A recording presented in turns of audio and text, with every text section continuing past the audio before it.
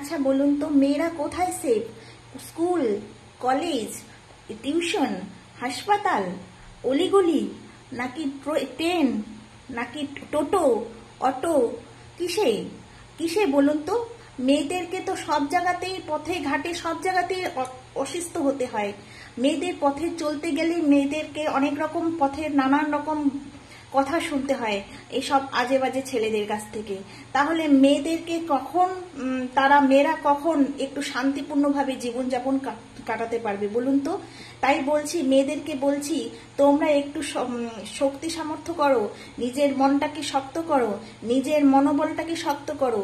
তোমাদের মনটাকে শক্ত করতে হবে, তোমাদের ভেঙে পড়লে চলবে না। তোমরা যদি ভেঙে পড়ো তাহলে আরো যে গোটা সমাজে যত মেয়ে আছে সবরাই ভেঙে পড়বে। আমাদের মতন সাধারণ ঘরের মেয়েদেরকে নিজেদেরই অস্তিত্ব রক্ষা করতে হবে। তাই বলছি, তোমরা জাগো, জাগো মেয়েরা, জাগো। আর কত সহ্য করবে, আর কত অত্যাচার সহ্য করবে? আমাদের মতন আরো হাজার হাজার মেয়ে আছে যারা অলিতে গলিতে, পথে, ট্রেনে, রাস্তাঘাটে নানানভাবে মানুষের অপমান সহ্য করতে হয়, তাও তারা বেঁচে আছে। এইভাবে আমাদেরকে বেঁচে থাকতে হবে। তোমাদেরকে বলছি, নিজের অস্তিত্ব নিজেরাই রক্ষা করো, অটুট রাখো।